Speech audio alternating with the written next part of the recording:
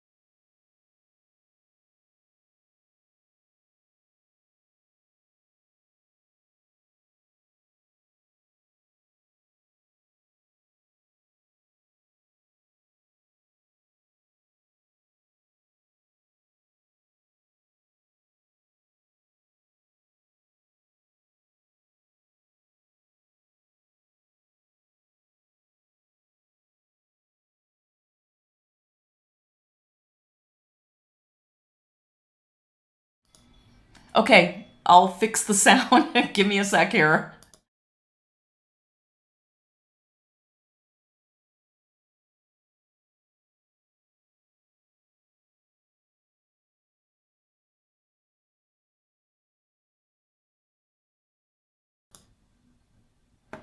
Okay. Hopefully everybody can hear me. I'm so sorry about that. I was, like I said earlier, I was changing my mic and I had deleted all my other mics. Now I've got them back up. So I hope quickly somebody can let me know that you can hear everything. I'm seeing it come up, so I hope you can hear it too. Okay, I'm going back to the front. I just wanted to make sure everybody can hear that sound. So I've been just jabbering on and nobody can hear a word I said. Sorry about that. Okay, so let me go back down and let's see if everybody can hear me. Please let me know if you can't hear this. Okay, so I should have checked that first. I'm so sorry about that. And that was from Kat. So thank you, Kat. Okay, here I go. I need to wet some of my colors. Again, I have just all these little piles going on. Oh, loud and clear now. Whew. Thank you for that. Holy cow. If anything can go wrong with live streaming, it will, right? Yeah, I went and bought a new microphone. I don't know why I did that. My other one was fine. I haven't hooked it up yet, but I will. So anyhow, let's go back. Let me repeat everything I was saying. So earlier, so what I'm doing is very slowly, I am starting to build up all these layers. So I keep adding my yellows, and I keep adding other colors. If you look at the image, if you guys have this on a large screen, this part is really, it's difficult. It's even a little bit difficult for me. What's going on here, and I'll move my palette aside, is what's going on is this cherry is reflecting into the glass this way, and this lime right here, you're seeing, you know, its reflection on the other side of the glass.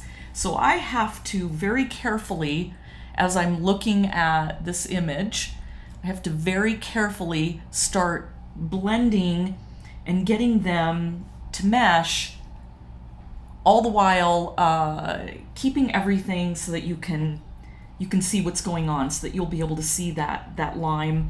And I'm just very slowly building up layers. One thing I realized earlier is I need more yellow in this area, because this yellow is affecting the green and those red and purple areas. So I'm just going to keep adding them. And it would help if I pulled my picture up so that I can see what I'm painting. There we go. Okay. If any of you have watched me normally, you'll know that I'm painting with transparent staining colors. So I've got my nickel azo yellow, and even though it looks pretty messy over here, let me get a bigger brush. Here is my quinacridone magenta. So I like to keep it on the edge so that if I need a more concentrated color, I have it. And I also have, this time, I'm using ultramarine blue instead of that phthalo blue. And I have ultramarine blue and the yellow mixed up in a little blob right there, and I grab that so that I have an area that's a little bit cooler. Okay.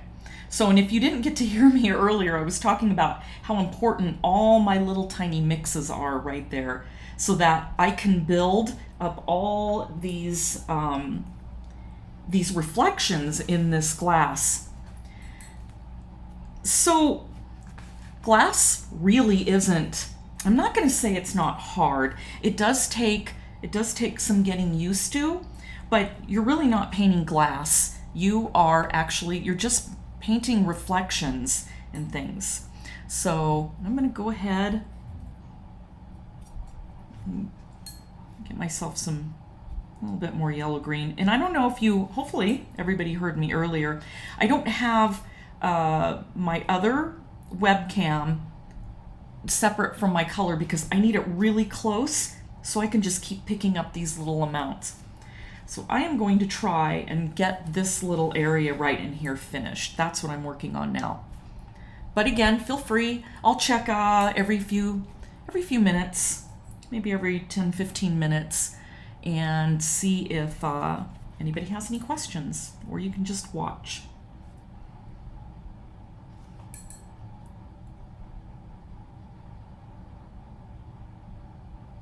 One thing that I love about transparent staining colors is it would be almost impossible to do this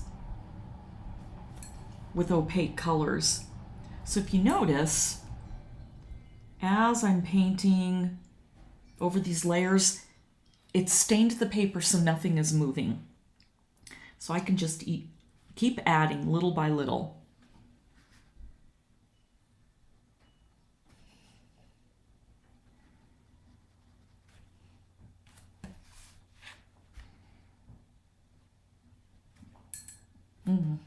That wasn't too much.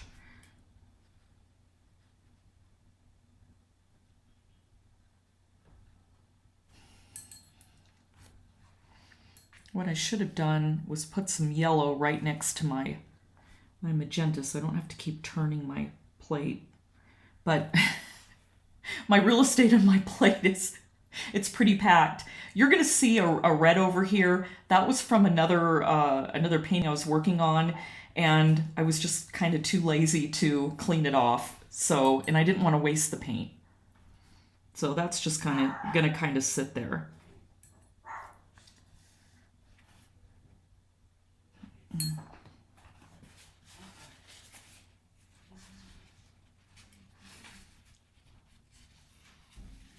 What's a little difficult about this is that I have to have yellow and I have to make sure it's really clean. In fact, I think I'm just going to set some right there. I have to have it really clean so I can make those nice reds there, but that I can also have the yellow to make some nice greens.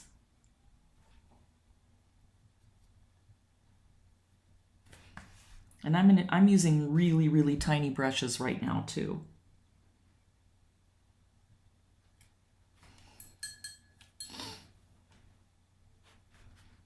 I think right now, yeah, I have my 0, but I'm going to go even smaller as I get in some of those really fine details.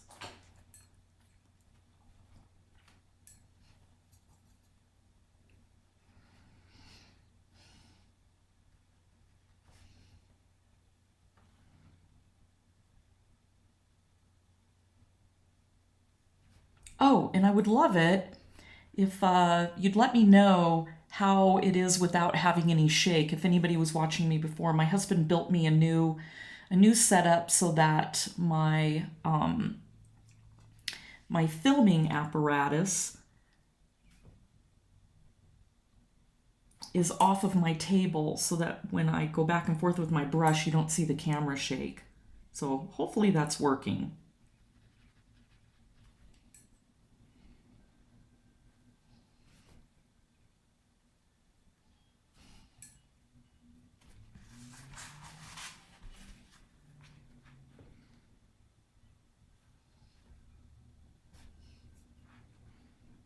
There's about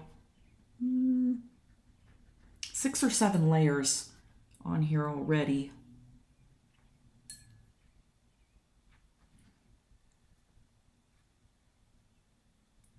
So what I'm doing is I'm just slowly building up that value. I don't want to add too much color all at once, otherwise you won't see all those blends that I'm getting in there.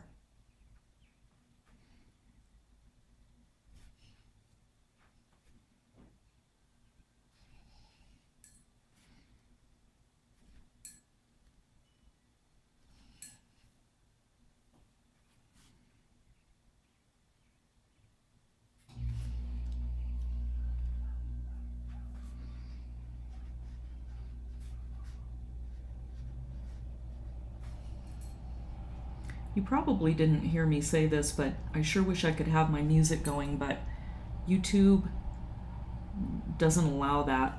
They will copyright strike me.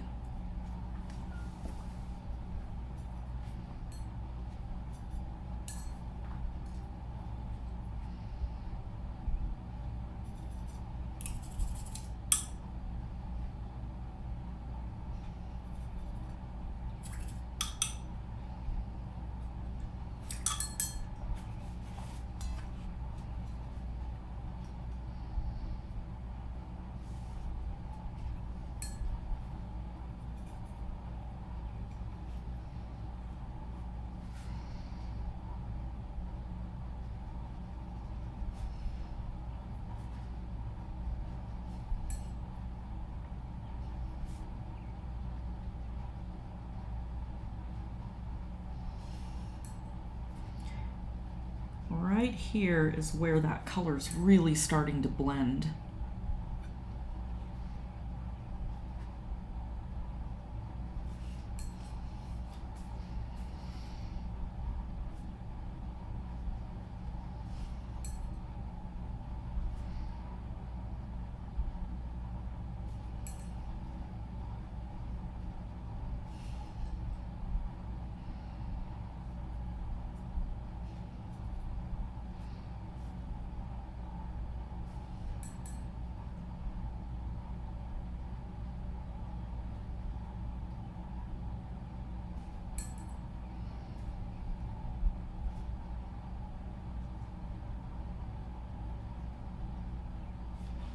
Kind of using that yellow as a little buffer so it doesn't get too dark too fast.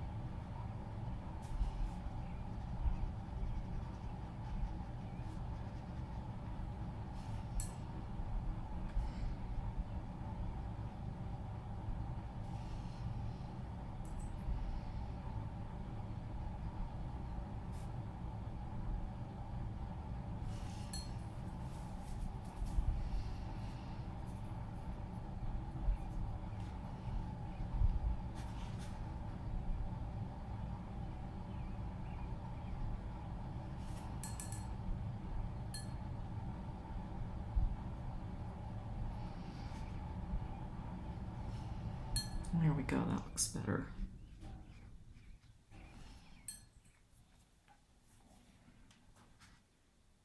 I'm gonna go with my really tiny brush.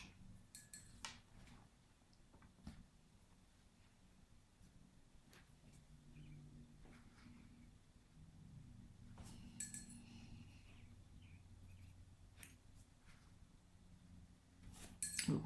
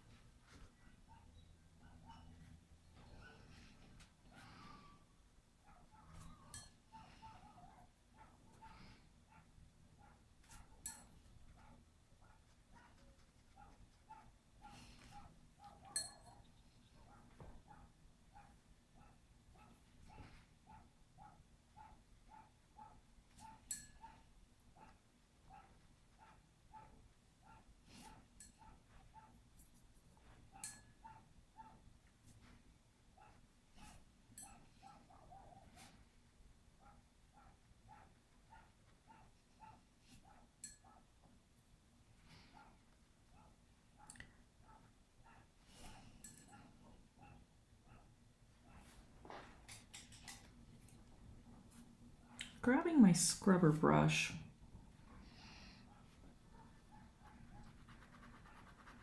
just want to pick a little highlight out.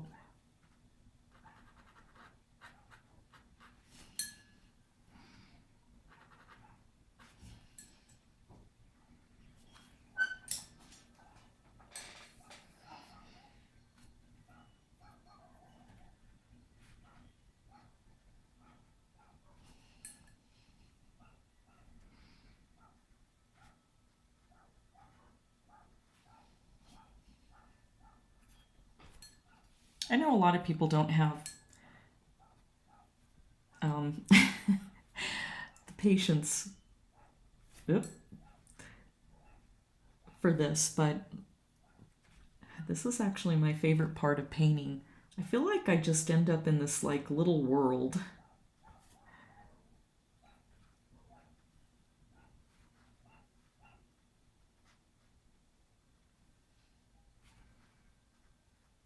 And as you can see, I got a good blend right up in there.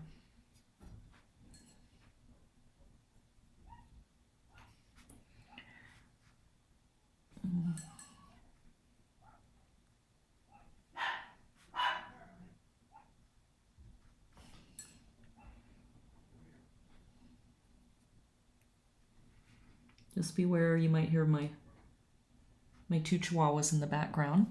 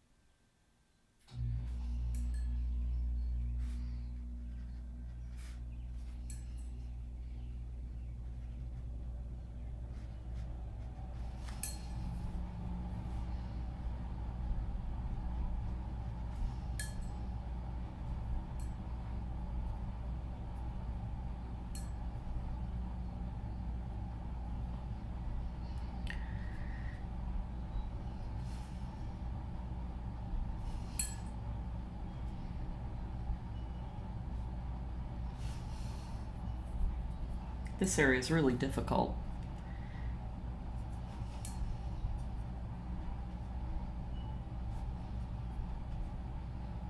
I want everything to blend, but I don't want anything to be too dull.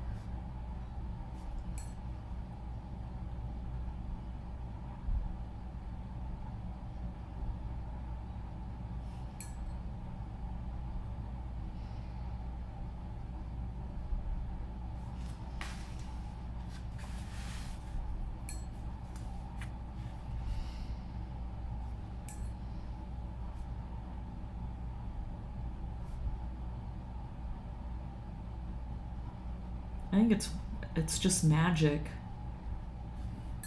when you see how those colors underneath don't move. You can do so much that way with watercolor, especially if you build everything up slowly and just take your time.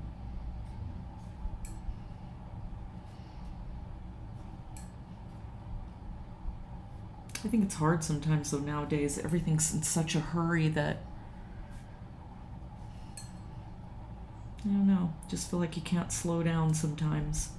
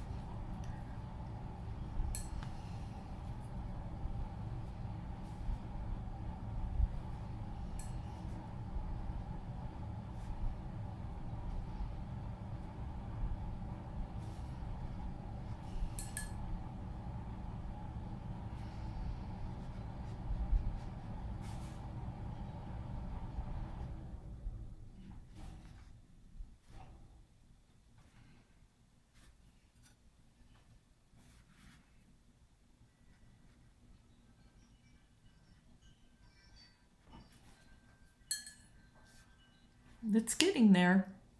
All right. Let's see if anybody has any questions. Oh, thank goodness. Thanks, everybody. Here I was jabbering away and nobody could hear me. Okay, so let's see. Julie, do you always use 300-pound paper? Always. What happens with 140-pound paper is it's not thick enough for the water to sink down, really, really sink down into that paper.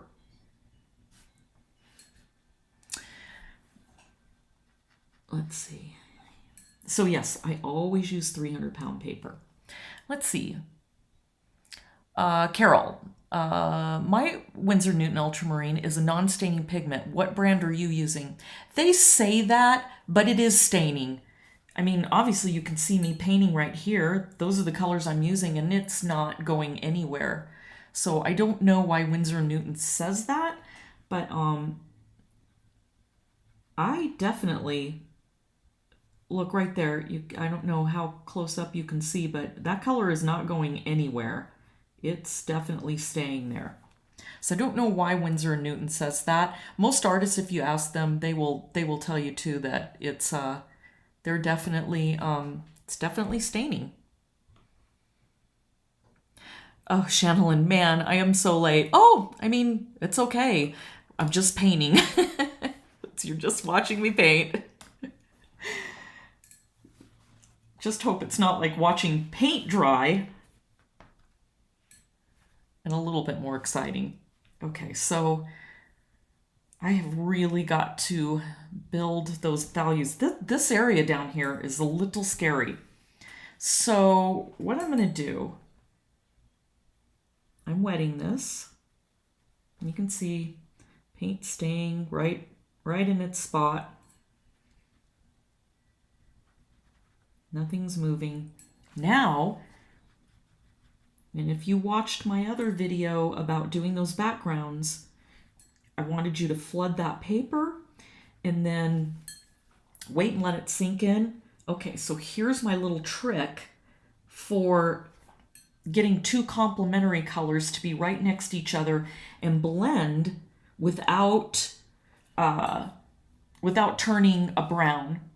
Okay, so now I'm going to grab some of that green and watch my brush. I'm going to float it. I'm just floating it along the top.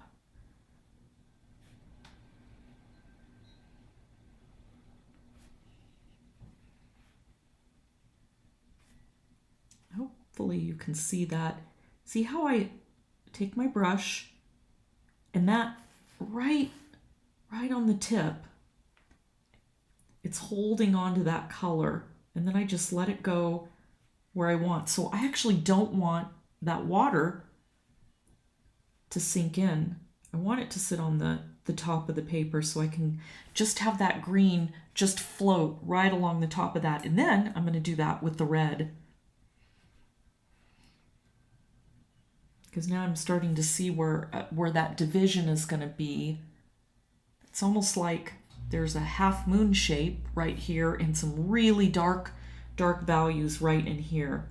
And see, even with using my brush like that, those colors aren't moving. Okay, so I'm going to get a little bit more. I'm going to make it a little thicker.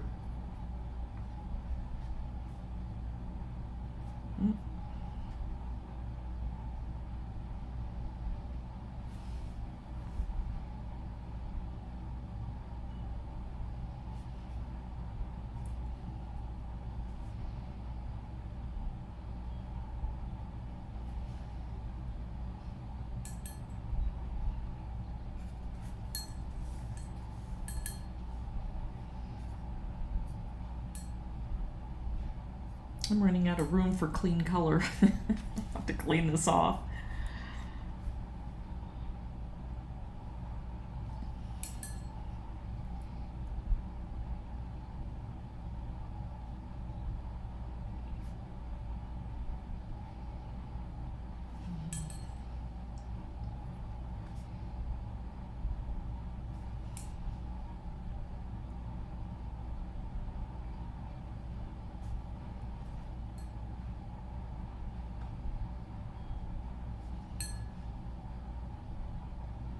See how I went right over that ultramarine and just stayed right there.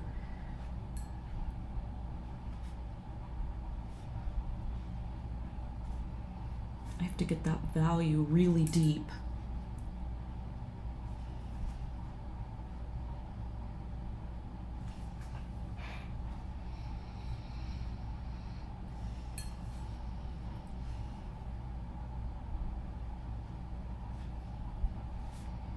I like to move around when I'm painting. That way, if I'm feeling like I want to get an area done, then I'll go ahead and use my blow dryer. But if I'm working everywhere in that area, I'll just go ahead and let it dry and then come back to it.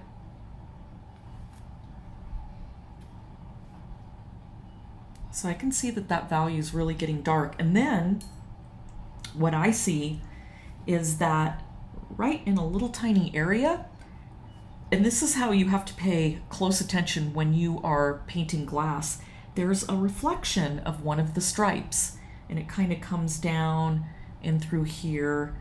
So yeah, I'm going to pay attention to that.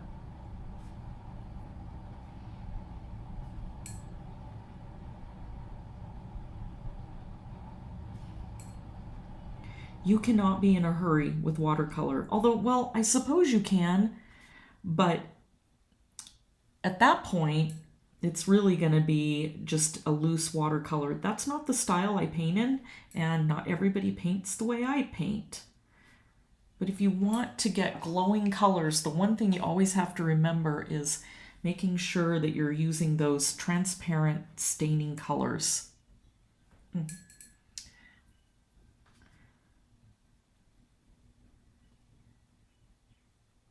See how lovely they just float right on the paper, and it just gives these soft, beautiful blends.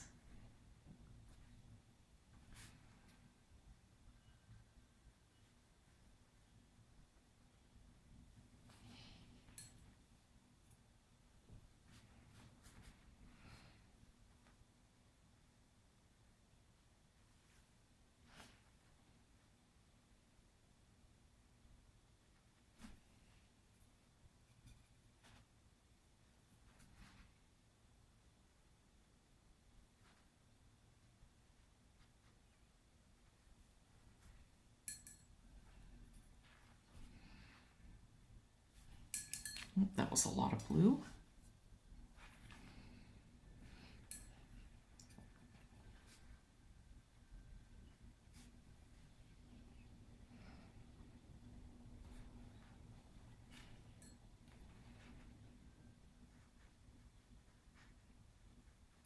There's a few mistakes I made when I started this painting.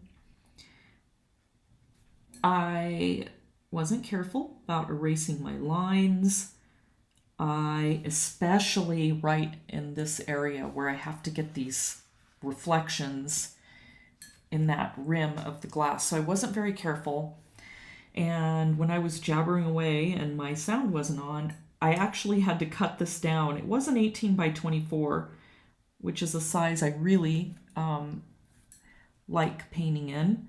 But I struggled with those, with the stripes on the bottom. So I cut it off and I turned it into an 18 by 18, which is a square format.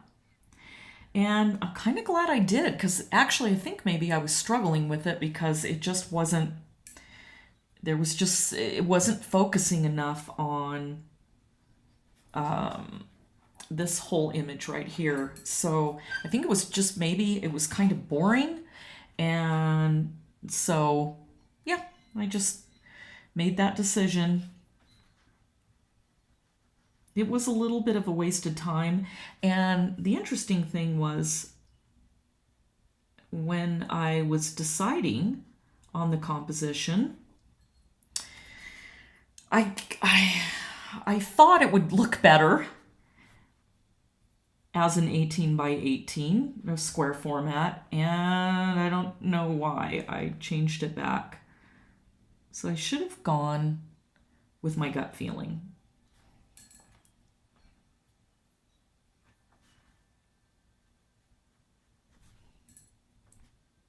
And I wish I had have been a little bit more careful with, and I'm going to move this up, with some of these stripe areas.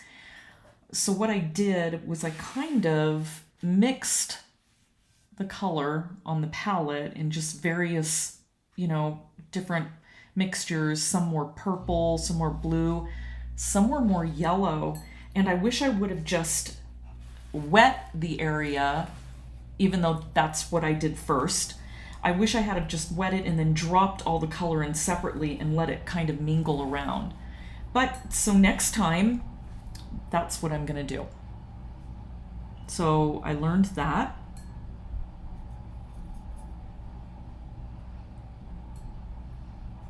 But I think I was just, I don't know why, I shouldn't have been in a hurry, but I was, I just don't know why. Okay, let's move this back.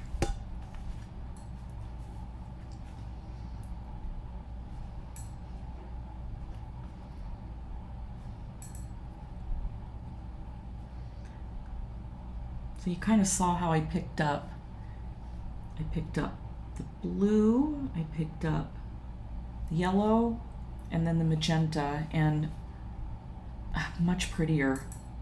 I just love the way those colors just blend together. They're so beautiful. You can't get that with opaque colors. They just get weird looking and flat.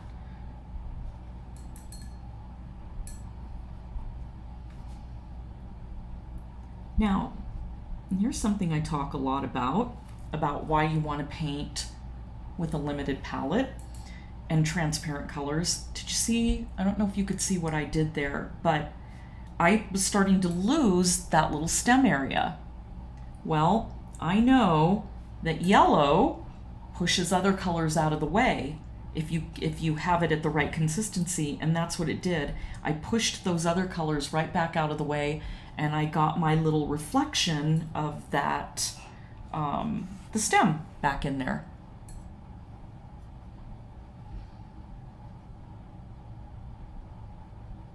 See how I was able to paint right over that? So it's like a layer. It's like transparent stained glass.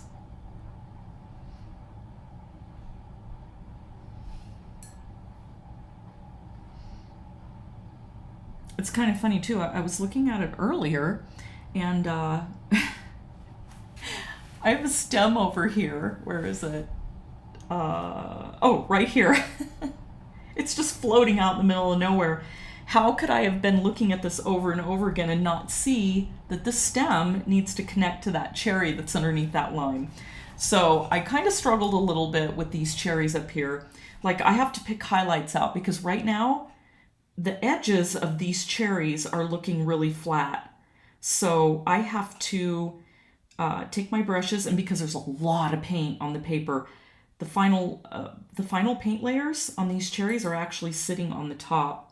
So I can actually take that paint and lift it up again and fix the edge of these cherries. But I'm going to do that after I really work on the glass some. But so anyhow, that, because I wasn't paying enough attention to that, it made my cherries over there look a little flat. So I need to build some value in there so that they're not so flat. Okay, so let's give that a little dry. One thing that's irritating me too is even with 300-pound paper, I mean, you can feel how strong it is. For some reason, there's a little dip right there, and it's really bugging me, but there's not much I can do about it. Even with blow drying it, it still has that little dip there. So, okay, let's see. Shannon, I want to see how you did the glass with the fruit in it. Well, that's what I'm working on right now. I think that's what you're asking. I've got a lot of build up to do right in that area, so I'm gonna keep working on it. And Christine Wakefield, watching from Victoria, Australia. Oh, wow. How's the weather there? Ours is hot and dry and windy. Not very happy about it. In fact, you can probably hear my wind chimes. Okay, let's hold on. I need to get my image back up there. Okay. So again, now I'm going to go over this again, and I can see I need to build some deeper blue in these areas. And again, you can see everything is staying right where I put it.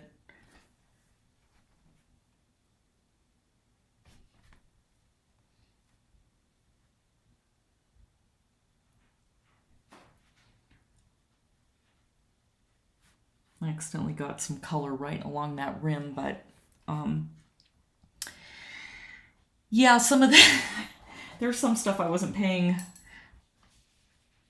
attention to.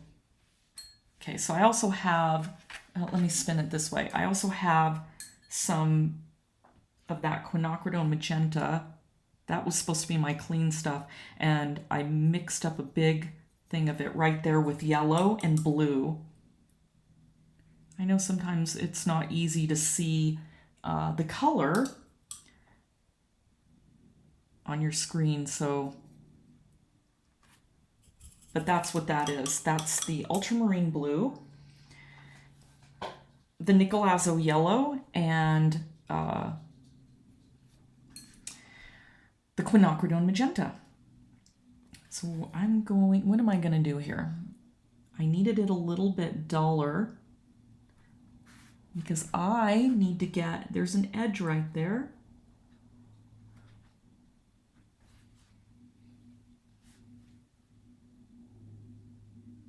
And I lost it by not paying attention.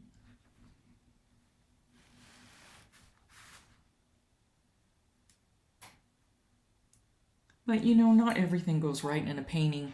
And I'm telling you all the things that I see. If I hadn't mentioned these, you probably would have never even noticed it. But to me, it's important that you see mistakes so you don't feel like things are completely, like you're never going to get good or that it's going to take too long. Let me go to a smaller brush. That's not true at all. It just takes a lot of patience. And there's always something in my paintings that bugs me.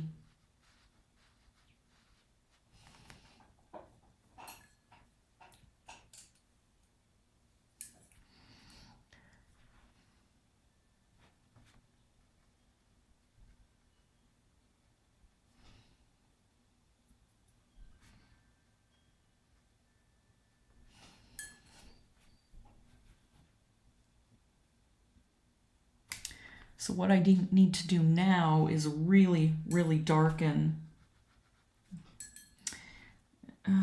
Let's see. How am I going to fix that? I think I have to let that dry. That way I can come back, make sure I don't lose that yellow in there. So, okay. I grab some of my yellow. Oh, much better.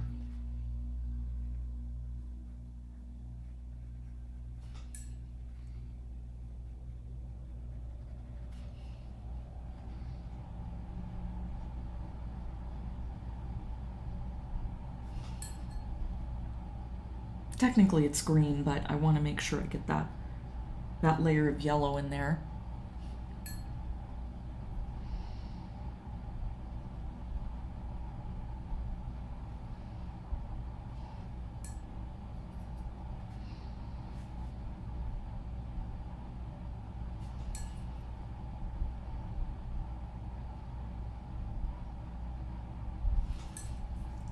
I'm always so amazed when I do glass, because I always get really nervous and think, oh my goodness, there's no way this is going to happen. How am I going to do this? And then, I just kind of take my time, and you have to pretend like you're not painting glass. You just don't focus on that. You just focus on all those reflections that you're seeing. Because really, you're not painting glass, right? because glass is clear. How can you paint clear? You really can't.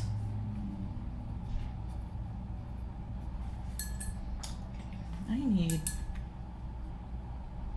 some yellow up here in my grays. I've kind of used them all up. Okay.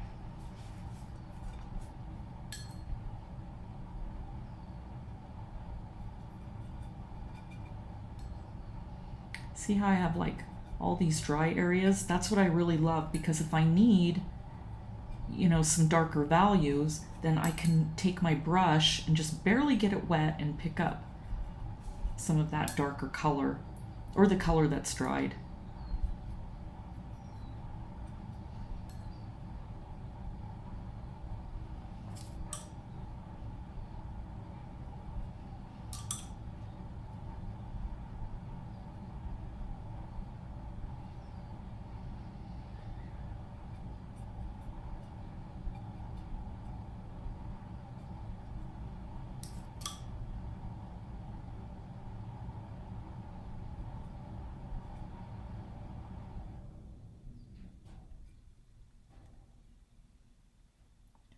There we go.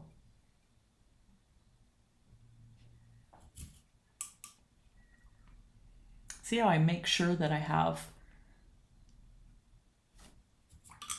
some areas here that are a little bit more red, and I've got some areas that are a little bit more yellow and areas that are more blue. That way my shadows don't get boring.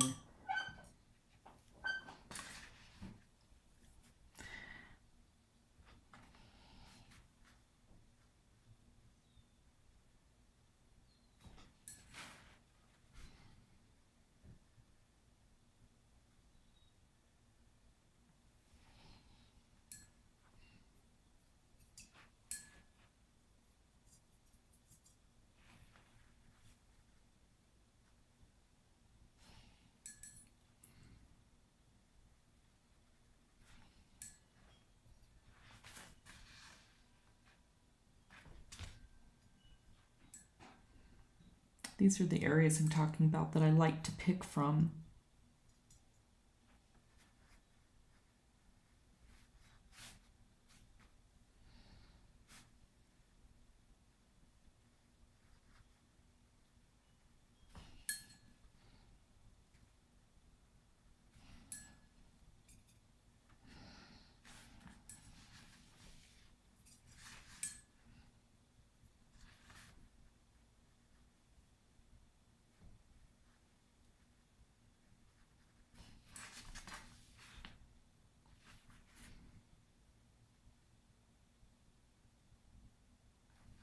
See how that that little stem reflection really lightened up once I added a darker value of that blue.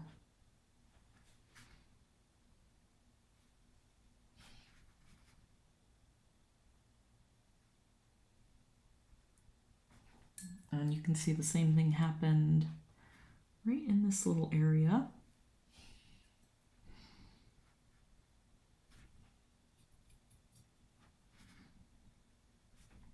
And if I add just a tiny bit of yellow, it'll get a little bit darker.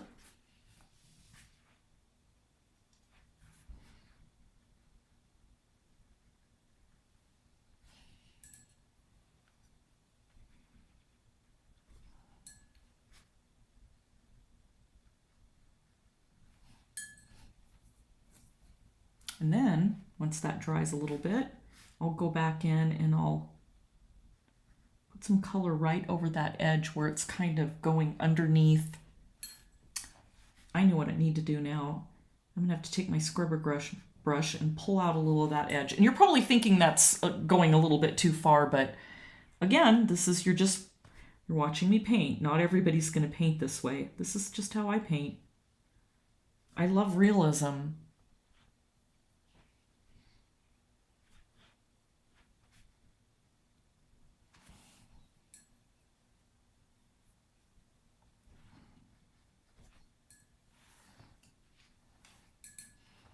And I always switch back and forth between my small brushes, especially when I get into a more open area.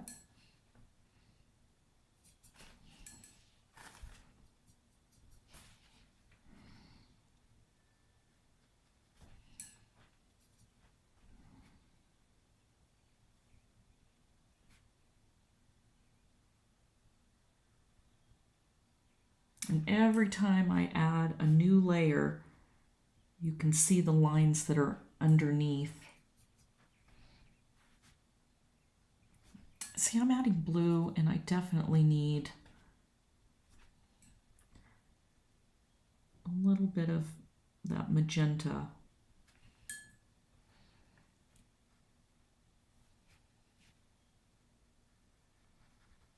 I like it when the little highlights are there. That way it helps keep me paying attention to what area I'm working in. Sometimes I get lost. You're paying attention to something, you're like, where the heck am I? What am I doing?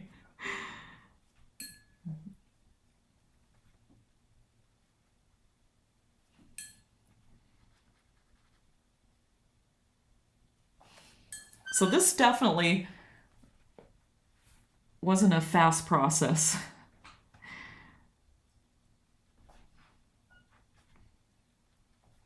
I was kind of avoiding this until the very end, but I'm glad I went ahead and started on it. It's helping me get a better view of the whole painting, which I can't really show you because I've got my camera up so close that you can see how I'm building these darker values. Oh.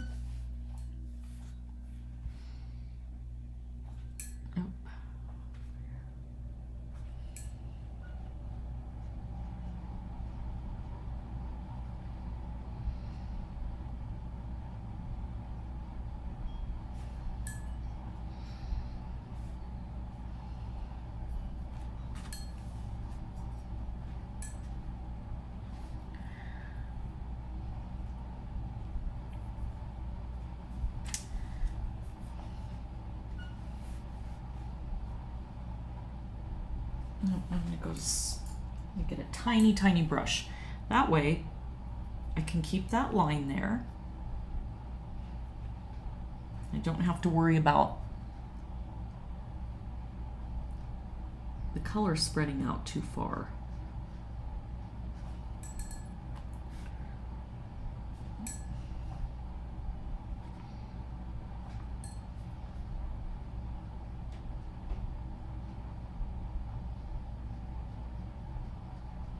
So use that yellow to kind of push that line and straighten it out.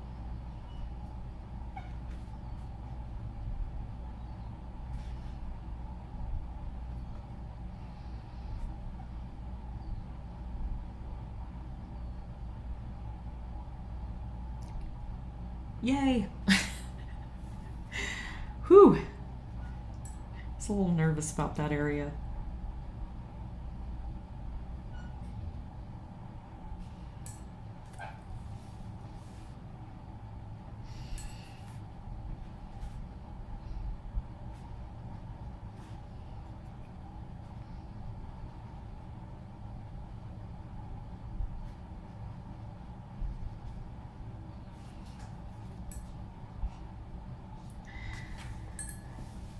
What I think that needs, though,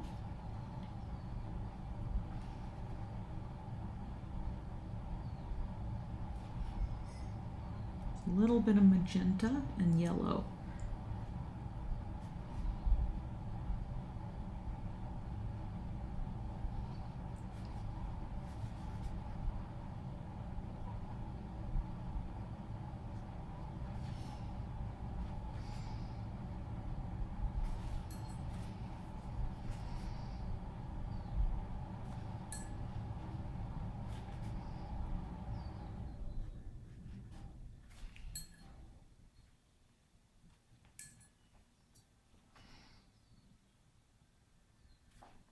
kind of lost where I was at. Sometimes I'll be painting one area. Next thing I know, I'm roaming somewhere else. Okay, now I see what this needs. So I'm coming back over here.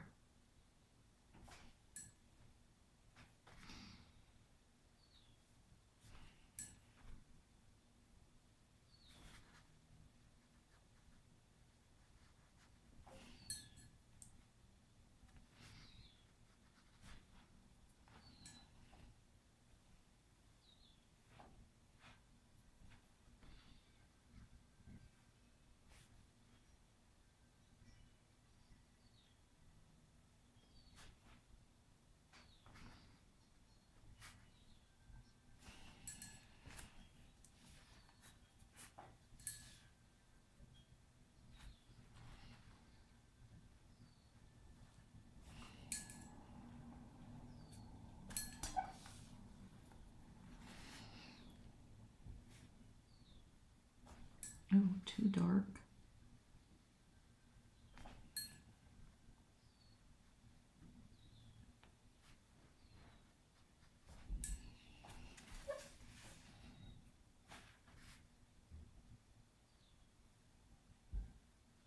Well, I lost that little. There was a pretty little reddish highlight there, so I'll have to take that out later.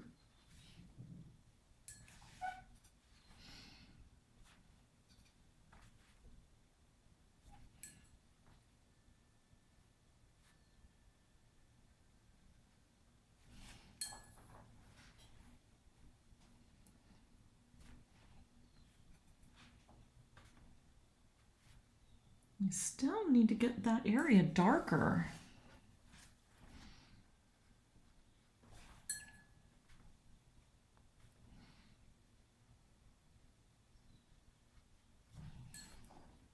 Okay, I'm gonna let that area dry and see if there's any questions. Oh, Christine, you're saying it's very cold. Midwinter here. Oh, yeah, that's right. You're in the southern hemisphere. We are in the middle of a terrible drought here in Arizona. And we are waiting for our monsoon season to start. I know it sounds funny. A lot of people go, monsoon, that sounds like something that you'd hear about. Oh, where's my picture? Sounds like something you'd hear about. There we go. In the tropics, but the Gulf of Mexico sends out, when it starts getting really humid, the current changes and we get storms up from the Gulf. And usually that hits us in about July, and we really desperately need it. Okay, I'm going with a bigger brush.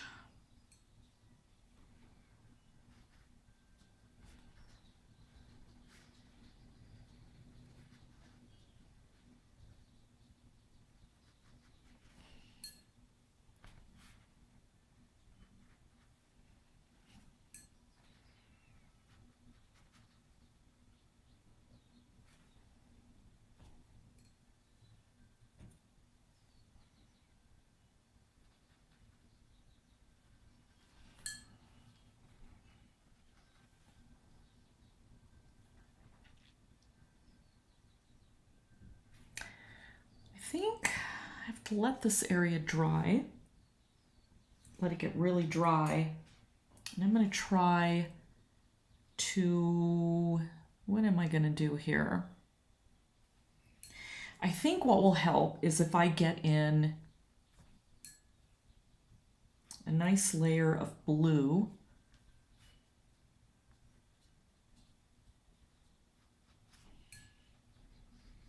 It'll kind of help me see how much darker I'm going to need to go there.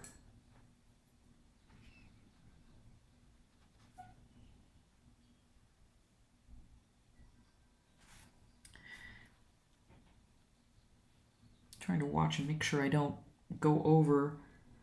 There's a beautiful highlight. Just have to find it. Okay. See, this blue's coming up there. So that highlight is right in there, goes to about there. Okay. Hard to believe even with, oops. Even with my contour drawing, I still get lost.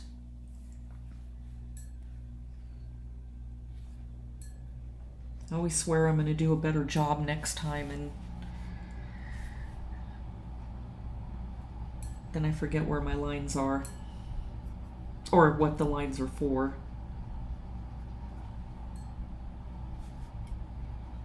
That's why I have to laugh at people that they just get so irate about using a projector, using any method to help get your lines on the paper. And it's like, okay, well, you can see here that even though I've got my lines on there, it's still a little difficult to find where you're going. So there are a lot of well-known artists that use projectors. They've won big awards. And if it's okay for them, it's okay for me, it's okay for you. I hate snobby art people.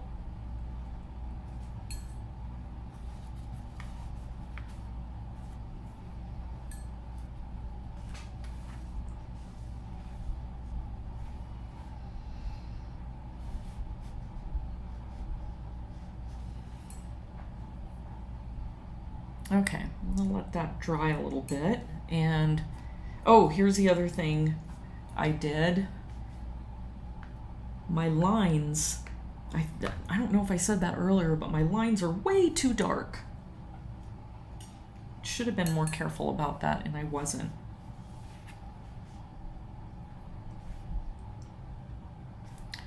So now, here's another area I have to find out where I'm at. In fact, that's why I quit a while ago, but I want to give that some more time to try or to dry. It is pretty damp.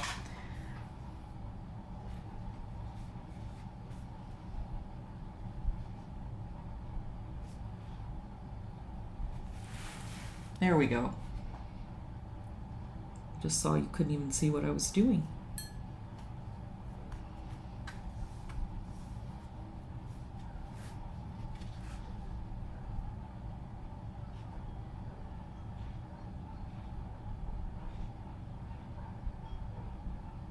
There, that's where I need it, right next to my yellow.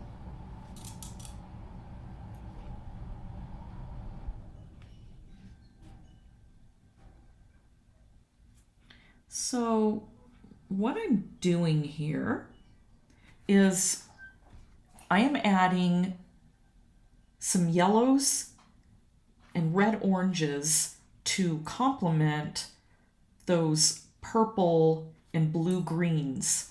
And that's what is really making that area just stand out. And that's kind of what I'm trying to do over in this area. And I'm still going to have to build up, obviously, darker values. And then I've been, earlier before I got on the live stream, I was working in these areas, and that area is very hard. I was really losing, or I wasn't losing some of the lines, but I had to stop and let it really dry. But I'm gonna keep on over here.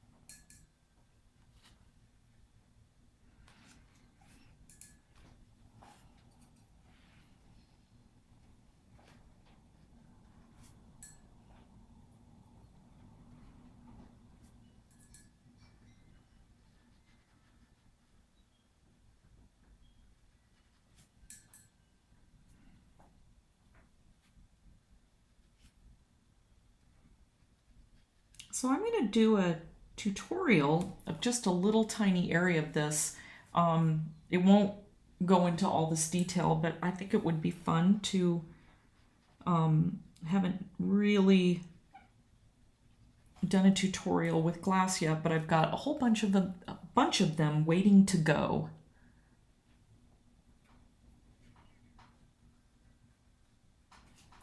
Finally found Rainier cherries. I've been waiting for them, and so I did these cool little still lifes with the Rainier cherries on black checkered cloth. I think it's going to be really neat.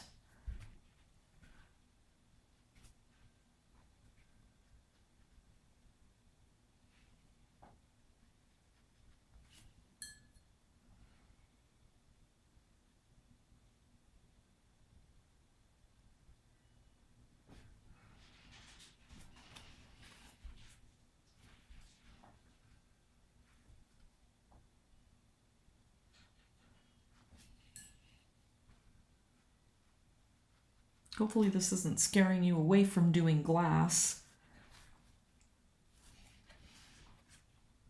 And you don't have to do glass it's this detailed. You could certainly do a round bowl.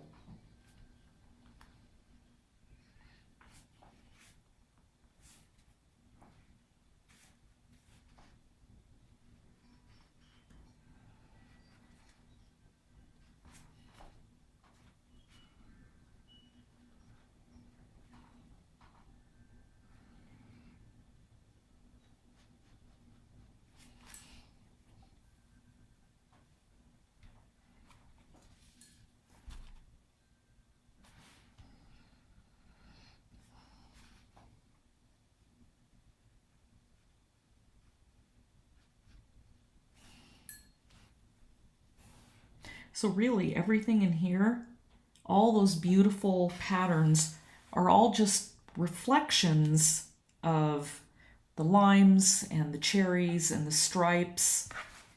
It's really interesting if you actually look at a piece of, the edge of a glass container and then you put fruit or things in it, and it's really kind of cool what you end up seeing.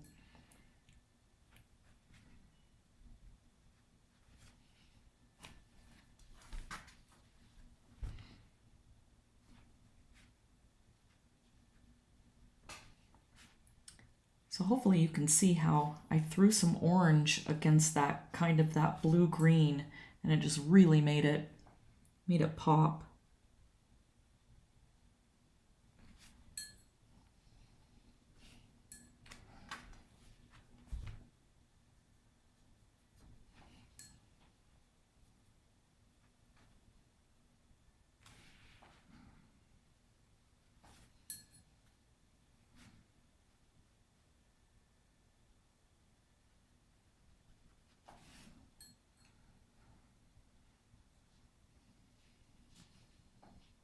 Oh, another thing I'm kind of struggling with is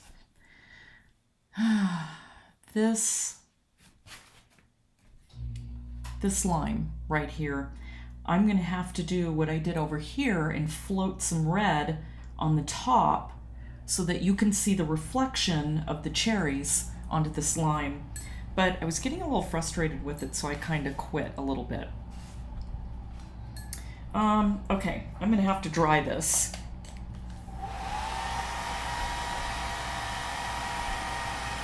In the meantime, I'll look and see if anybody has any questions.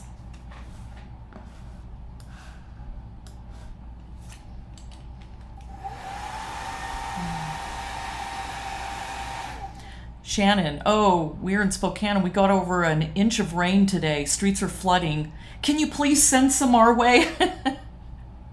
Our friend lives up in Montana, and the Yellowstone River and Red Lodge are completely underwater. The rivers are flooding. I just wish they could send some our way.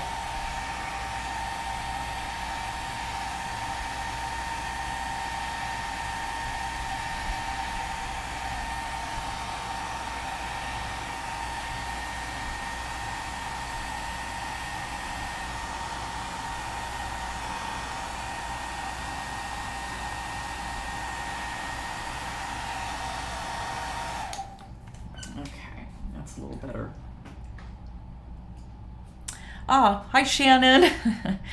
Let's see. Are you painting wet on dry?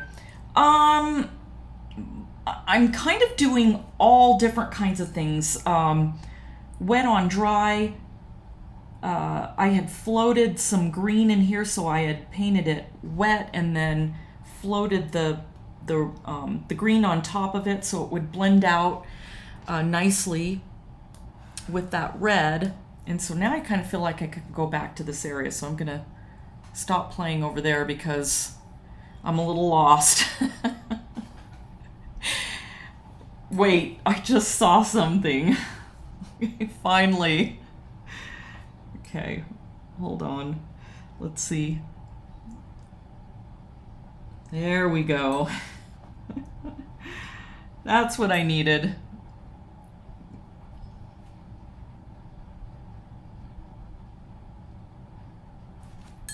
That'll help. That little spot right there is going to help divide the areas up. Okay, so now I'm going to come back over here. Okay.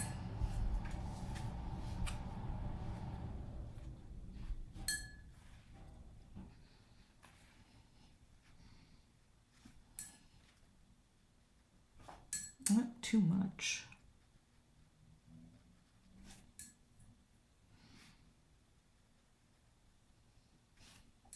Now this is where all those grays are important so that I don't have to keep mixing them.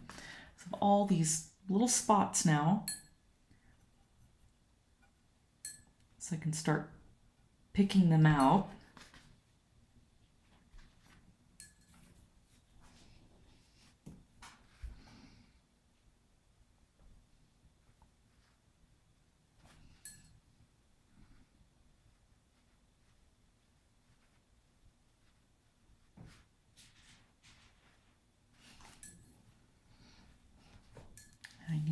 And so as I'm looking at this, I can see where I need to start picking up magentas, a mixture. There we go. And there's some gorgeous little beautiful highlights right in there, but I am going to pick those out later. Probably won't be towards the end, but I'm going to pick them out with my Dremel tool.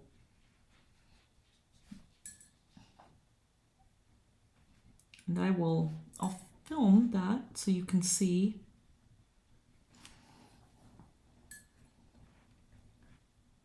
what that'll look like.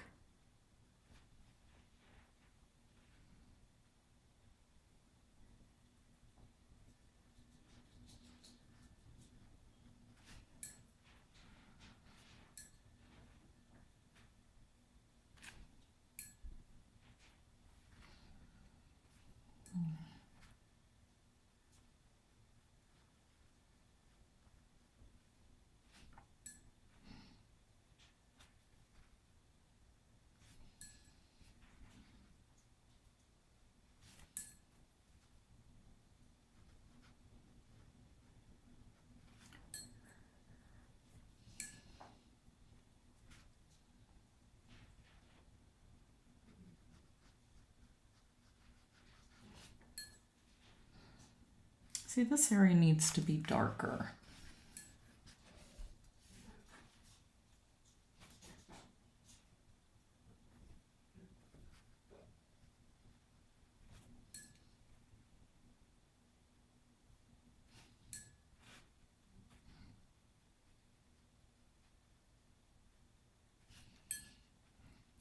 So now while it's wet, I'm going to pick up some of my dark green areas. I'm just going to touch it. Let it start blending in with those lighter greens.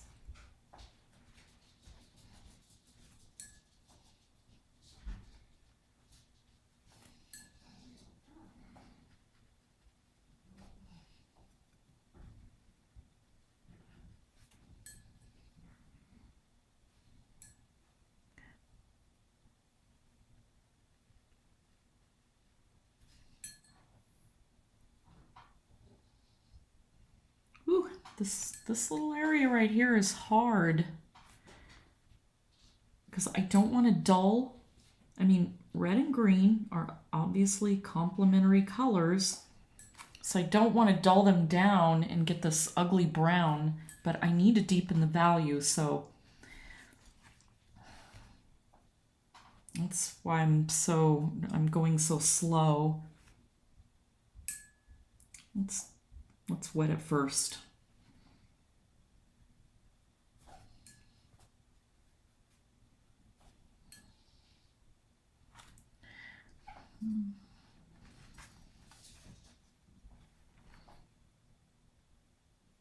Okay, see how I floated that red, that magenta.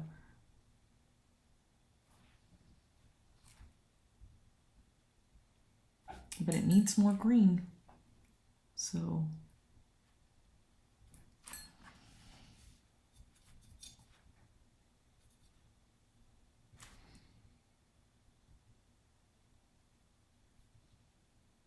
it's the same thing. I floated that green.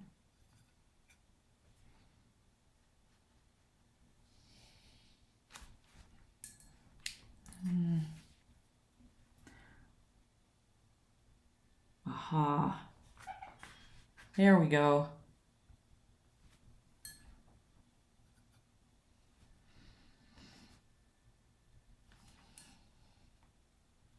Going back to the magenta. Now we've got that. That's what that area needed. It needed that darker value.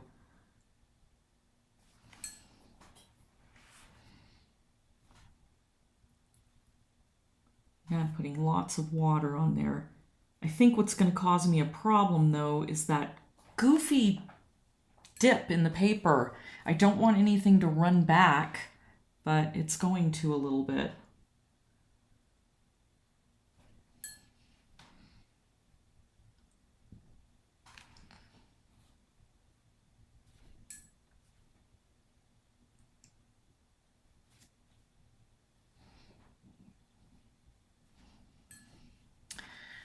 Okay. Now,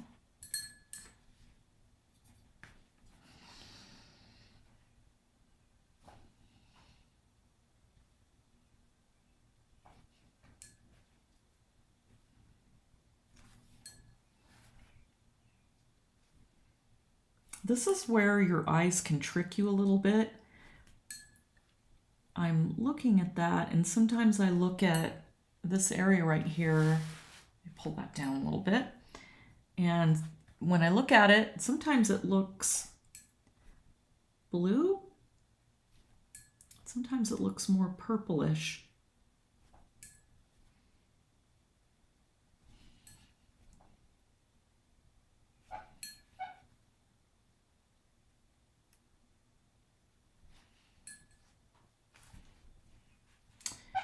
Let's see. Going back to my number 2.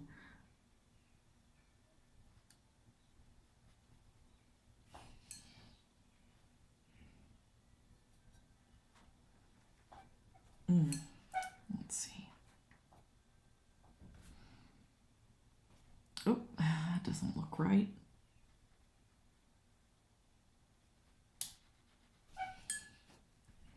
Now I have to be careful because I've really put a lot of water on the paper and I don't want a blossom to show up anywhere.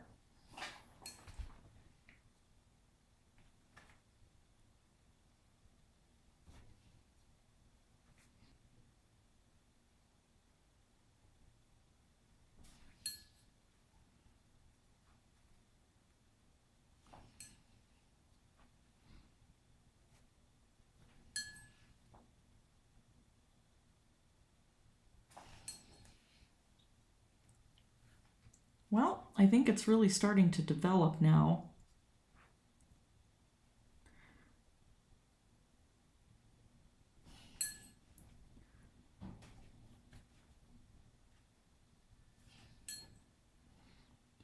See, now down here it's back to green.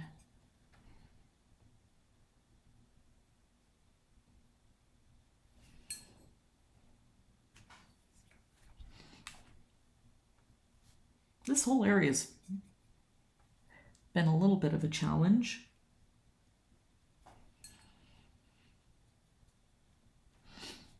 And then I still have to get those lines in there.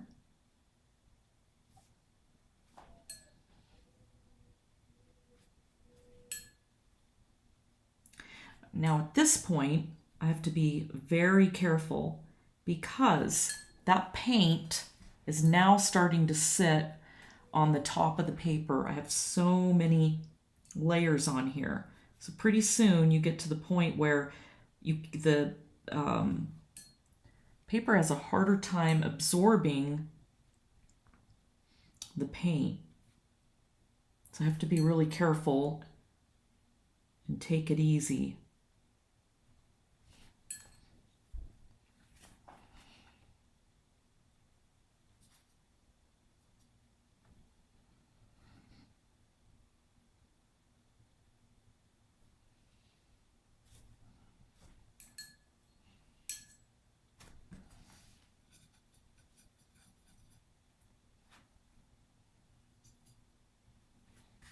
That's what I kind of need, is that darker green.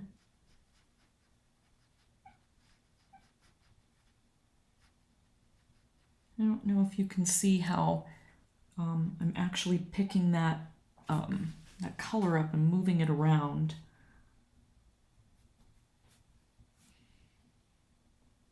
With my brush.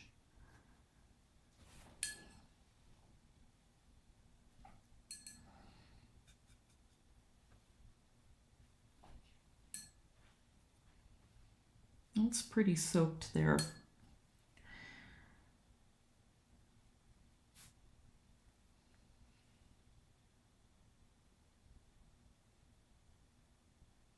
So I'm holding my brush at an angle.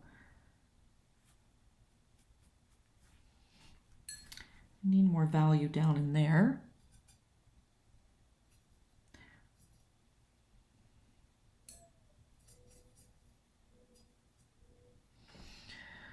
Darker value right there.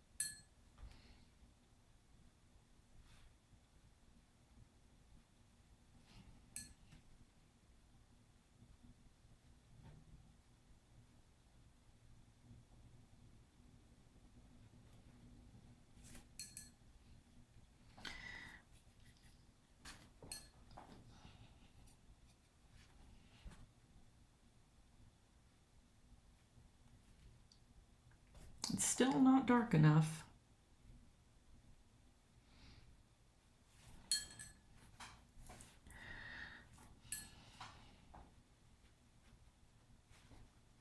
And I really need to define that area down there. Whew, that one's hard.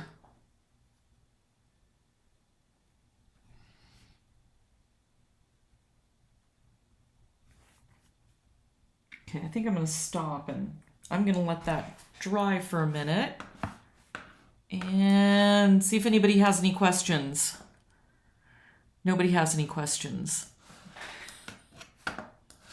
Okay. Okay,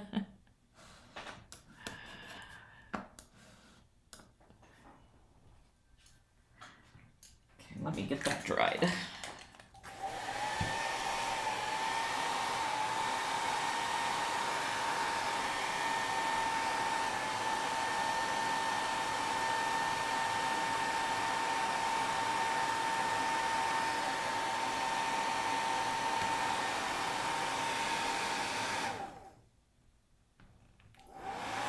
trying to hold it down with my fingers and hoping that it will get rid of that bow in the paper.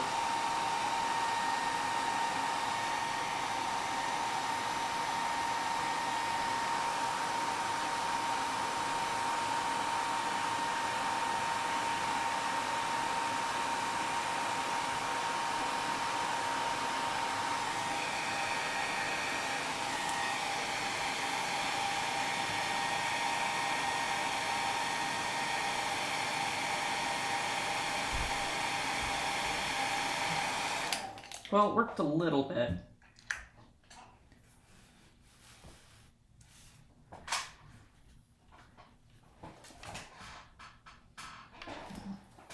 I'm going to turn it a little bit so I can look at it from a different angle and see how it's looking.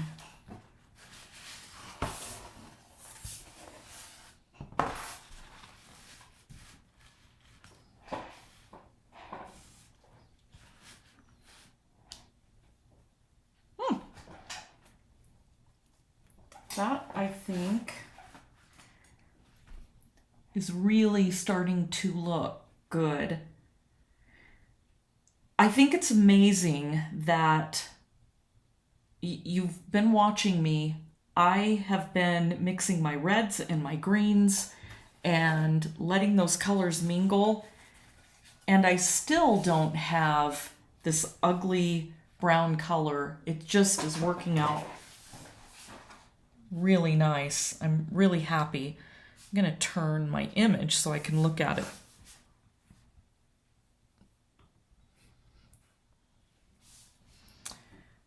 And honestly, I think all I really need to do, and it might be hard for you to see, but I just think I need a little bit more yellow. And I think I need to darken this green a little bit more. And I think I really got that in there. And then I need to come in here and get that really nice edge with those little white lines that are going through so that it really looks like that glass is, has the little ripples in it and you're seeing the stripes come down. See, and now that I've got it turned, I can see where I kind of got off track. There's this beautiful stripe. What it's doing is it's coming down through there and then right through there. And I want to make sure I keep all that in line. I think that's important because you can see right here on this stripe, really this stripe is coming up and in. That stripe, as you're seeing a little bit of it, and then it's going up to here. And the same with one of these stripes right along that edge. So I want to make sure that I really get those nice and crisp and clear. So far so good. And then I obviously need to come over here and start, I think I might work over there, and that's going to help me also see this blue right here. Okay, I'm glad I turned it around. So I'm going to move my palette and turn this around. I always get so excited when I when I see things come together like that. I really feel like I can't wait until it's done. I'm pretty excited. Okay. All right. So I'm going to go ahead and work on that area. If you're painting and you start feeling frustrated with an area that you're painting, move on somewhere else. I'm always amazed when I see artists that will completely finish an area and before they go on, so the rest of their paper will be blank and they'll have this completely finished area. I have a hard time doing that because I always think it's always a balance with your values, and sometimes that's hard to see when you only have one thing going on. Kind of like how I've had to keep going back and forth, especially on the stripes, adding in more color here and there. Some of these I still have to work on a lot because I just really don't feel like they're complete. and I need to keep working on things. The other day, I tried to do most of the stems, except for that one that I was showing you earlier up here that's kind of floating. I need to scrub out a little bit of that color right there and have it attached to a cherry that's sitting right there. So yeah, there's a lot of things I'm gonna fix. But what helped me was going ahead and getting this stem put in, and then it helped divide up this area a little bit. And so now that I've turned it, I'm looking this way, I'm just seeing things at different angles. So it's really important that you turn your painting every once in a while and look at it from a different perspective. Let's see. I'm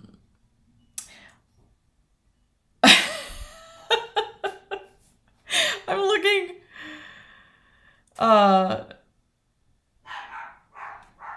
I reheated my soup on the stove and was so into your painting that I forgot my soup until half the water evaporated. Oh no! I'm so sorry.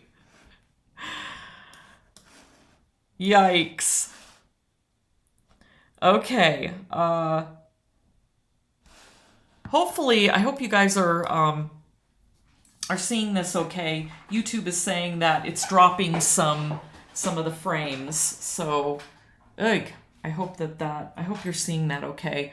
I'm showing that my stream is pretty consistent.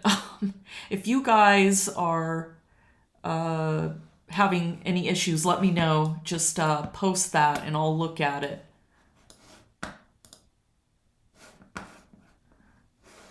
Okay, let me get my image back up here. All right. So anyhow, if I am having problems with the stream, that's going to tell me I probably am not going to want to be streaming too much in the evening when a lot of people are using the internet. And we're in a pretty rural area, so that was always a big concern. All my streaming so far has been in the morning, but just let me know. I'll check it here shortly and make sure we're not dropping too many frames.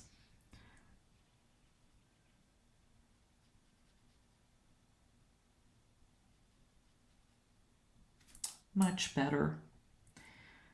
I'm just getting a whole new perspective looking at it from this angle. Something else I do is if I have a really dark area, what I'll do is I'll soften it and let some of that color spread out into the area I'm working on. And then it kind of helps, it stops it from getting a cutout look like you've just pasted things one on top of the other.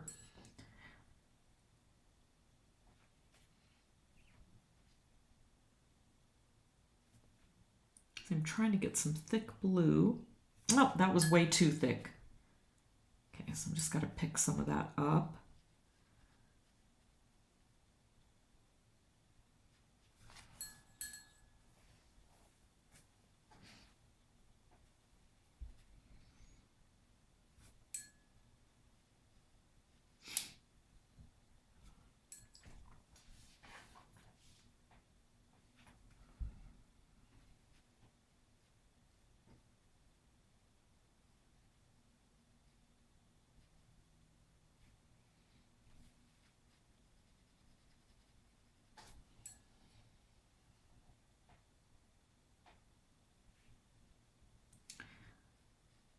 So you notice that, again, I don't have a lot of paint. It's very watery right now.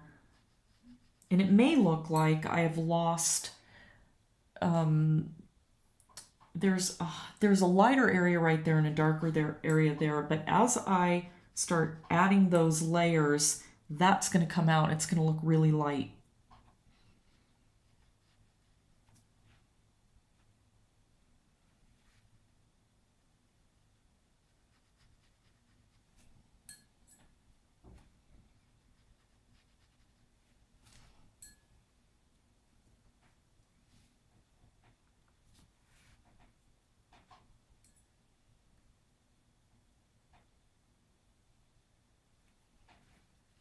And I can also see right there that that's not dark enough, that stem. So as I was darkening this area, now you can look at it and you can see, oh, well, now the stem isn't dark, whereas the stem looked really dark earlier. And that's why I have a really hard time just painting in one area, because every time you turn around, you're like, oh, now I have to adjust that.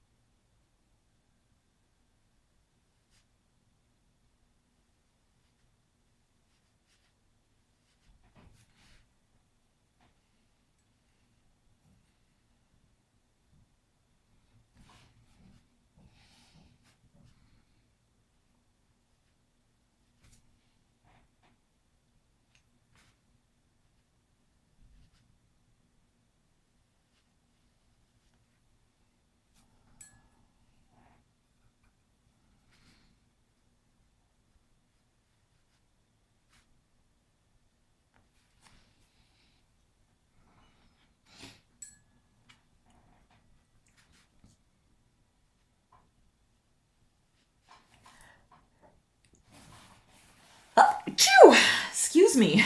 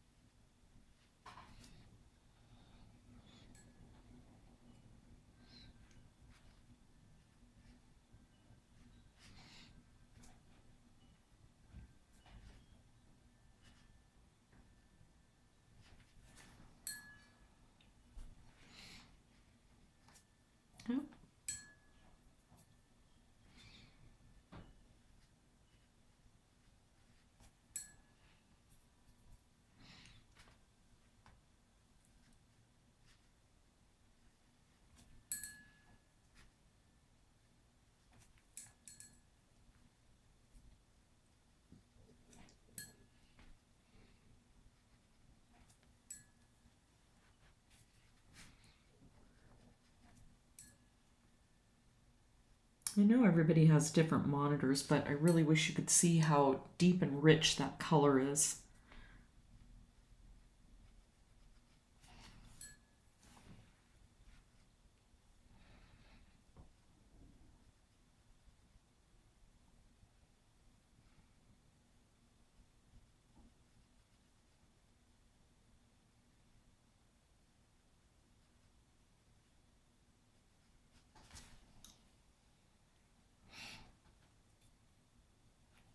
I'm having a little bit of an issue with this area right here because I had the stem all wrong. It was in the wrong place and it wasn't matching up with this part of the main stem.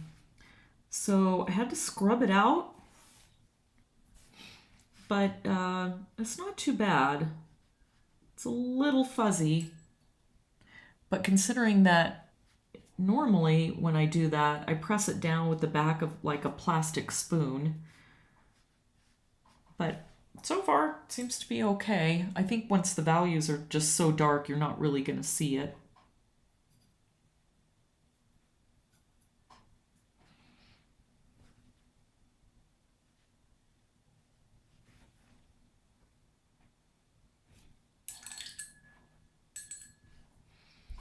I'm going to just stop and check my stream.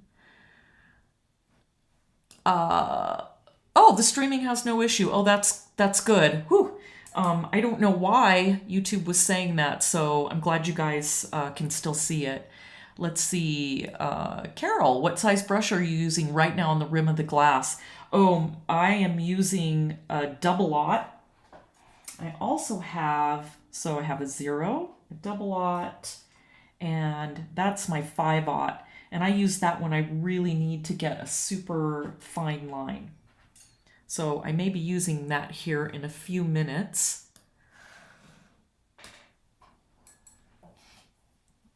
Okay, but I want to go back over here. Oop.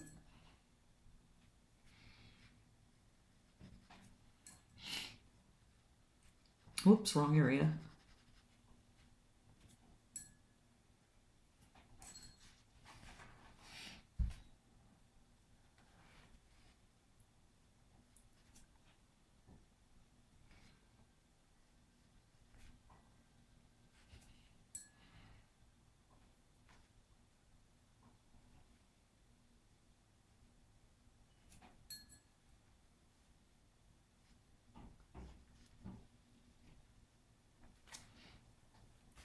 This area is really pretty right in here because there's a lot of like turquoise and just very light greens.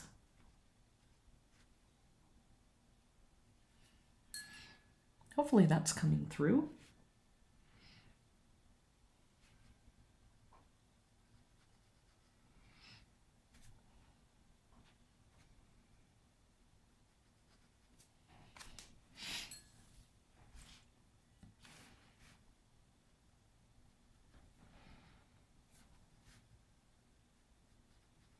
I think I still have a little bit too much water on there.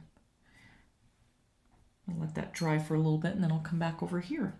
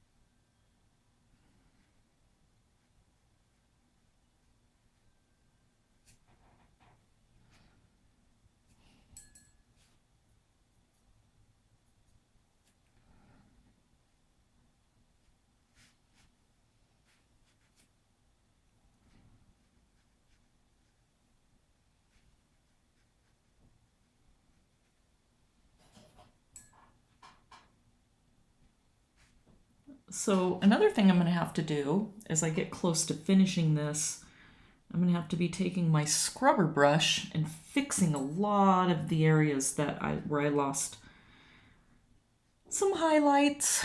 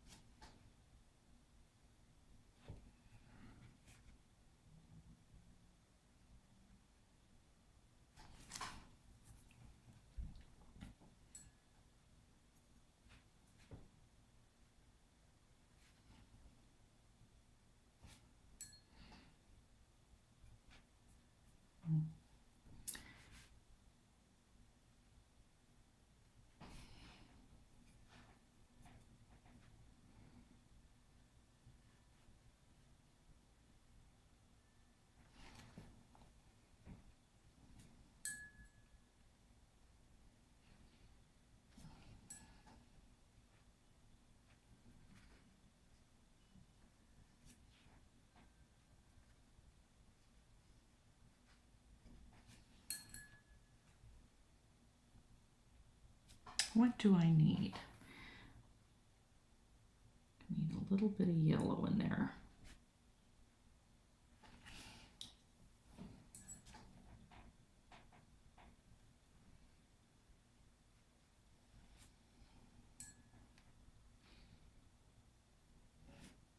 Oh, that's going to look so good.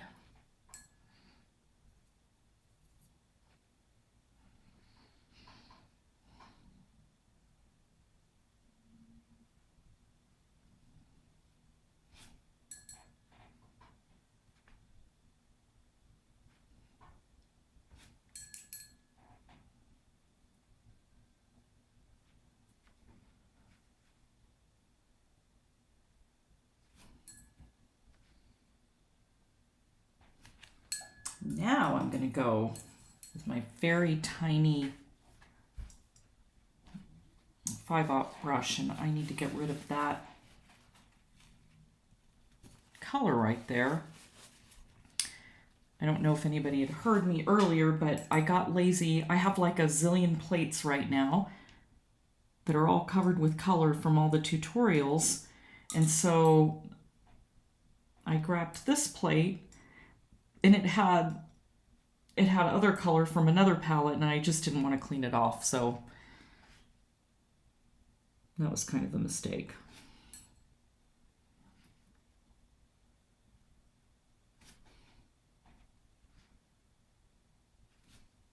See how I'm getting all those little swirls. And I just want to be very careful because I want them to be very light.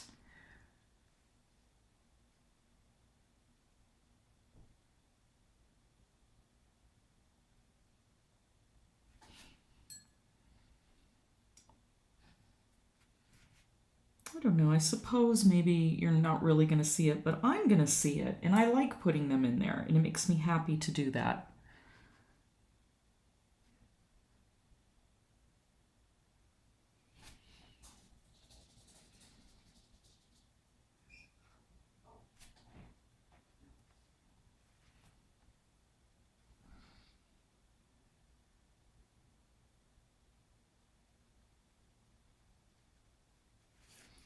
Now I'm just softening up that edge a little bit. Now what I'm going to do, and hopefully, if you're still watching, I'm getting some very clean yellow right along the edge of this stripe. I'm going to add some yellow. Why am I doing that? Because it's like there's this phenomenon called halation. Halation? Hope I'm not saying it wrong.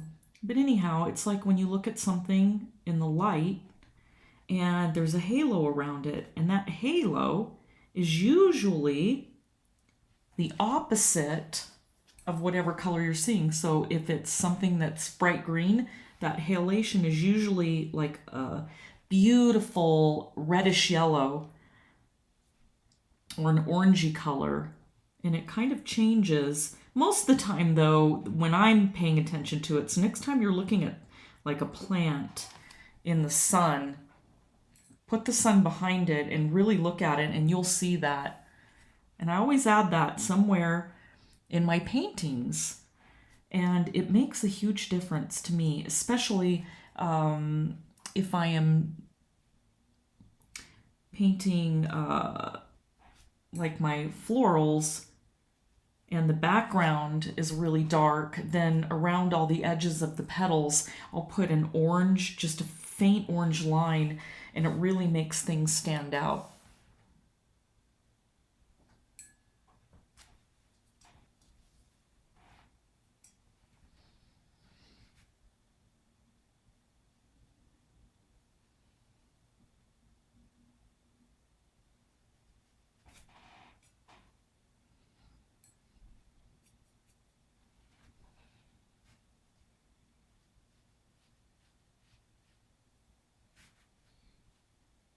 And here we go, right in that area that I said was going to be a little bit lighter now, so I'm kind of painting around it. There, and now you can see it's a little bit lighter.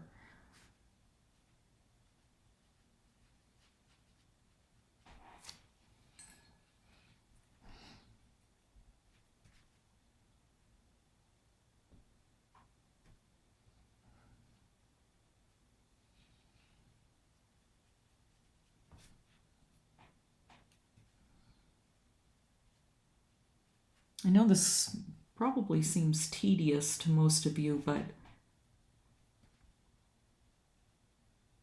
it's just so satisfying when you look at it and you think, oh my gosh, that's glass.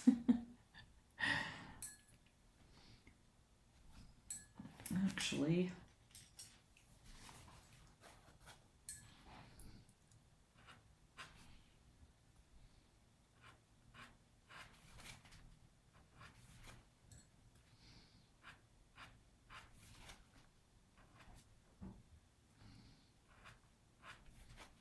And if you're watching and you haven't seen my tutorials, I use a lot of scrubber brushes. This one is just a paintbrush that I wrapped tape around and cut so that it's got a nice, firm, kind of stiff edge, so that if I need to pull out like a vein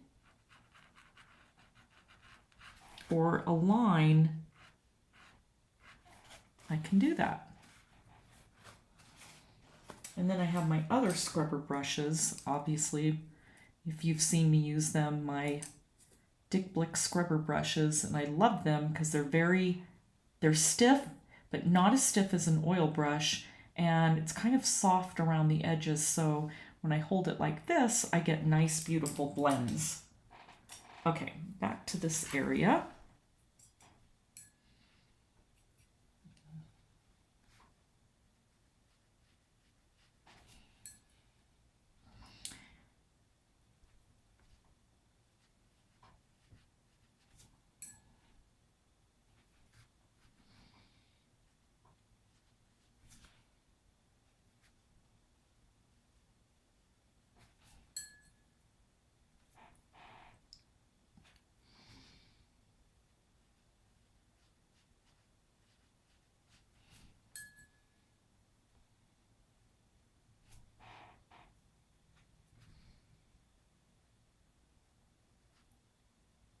Now, I've talked about this a lot too, about how if you feel like you've lost some, like a lighter area, surround it with a darker color, and then that little area will lighten up.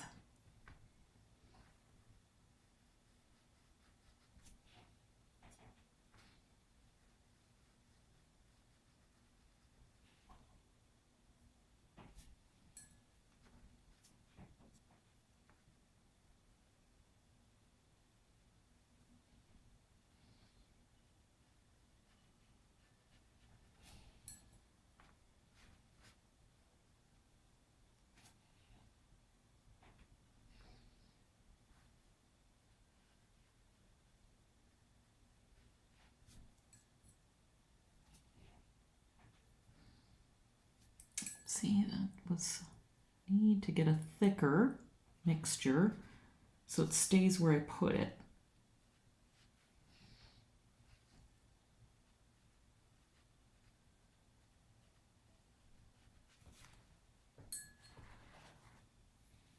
Much better. So you can see how it did take a little bit of work to get this area, but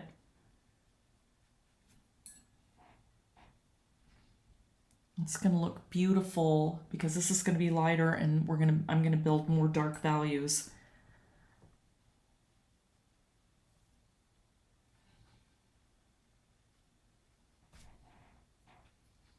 Don't know about tonight. I'm probably going to stop here in a few minutes.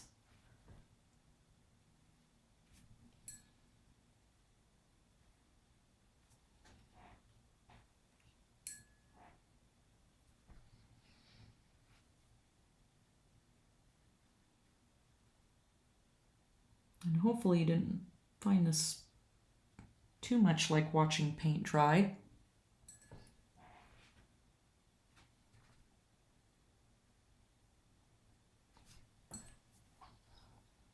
Actually, what that needs is a tiny bit of that magenta. There we go.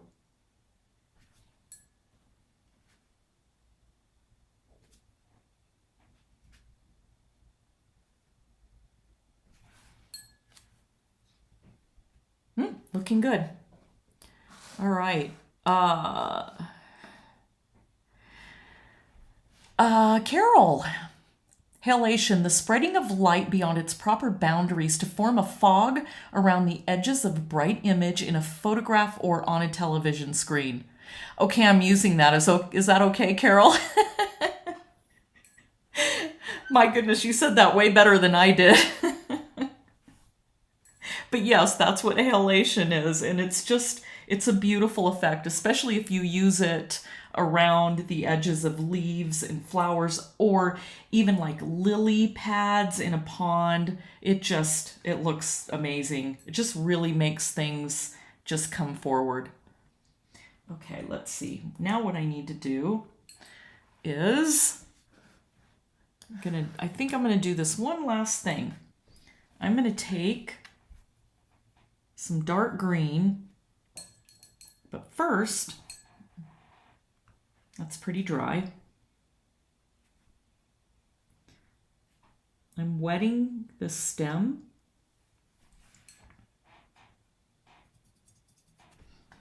And I'm getting some green.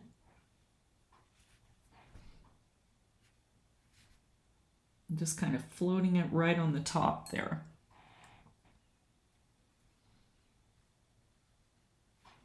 Just to darken that up. Actually, I think I'm going to float some red on there too, or some magenta.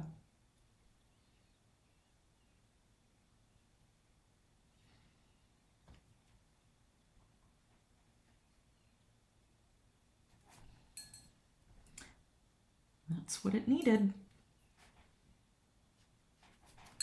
Okay, now I'm going to turn it around.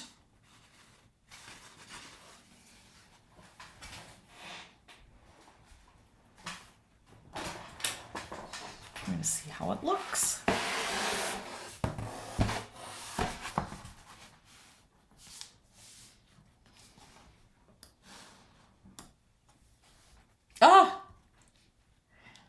I think that's really starting to come alive. So if you were watching earlier, you saw that I was having a problem with losing the yellow in those stems. And so now, in fact, I might just go ahead, now that it's dry, show you what I was talking about earlier. Just do this one last thing. Let's see my palette. Look at it, just looks so messy, and I have all these little areas around here, but I'm going to pick up some of that magenta. Just a little, wait, I'm going to get a smaller brush. I'm going to get a 0. Okay. Now what I'm going to do is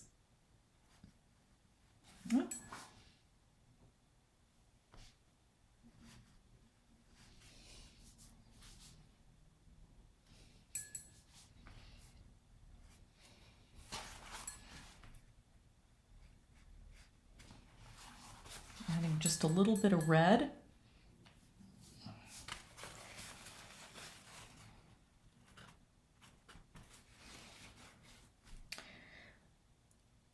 What I need to do is get a little bit darker of a value of my red.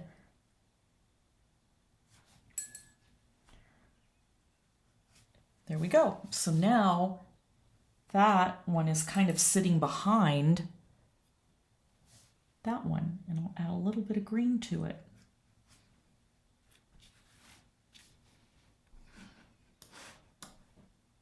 Oh, I love it. It's looking good.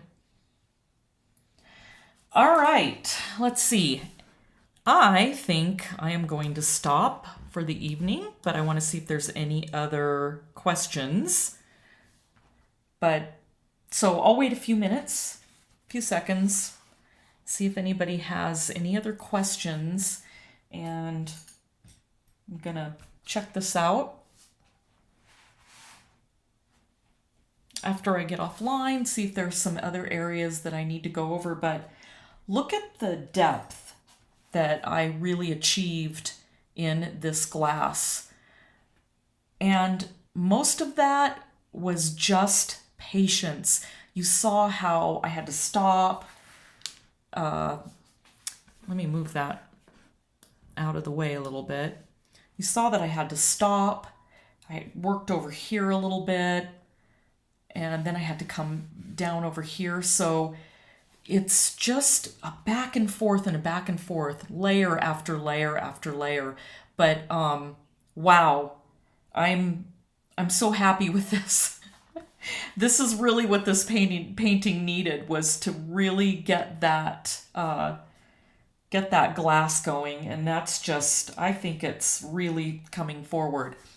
But again, and I said that earlier, you noticed I'm not painting glass. I'm just painting all those little colors that I see in there, and all from just those three colors that I'm using.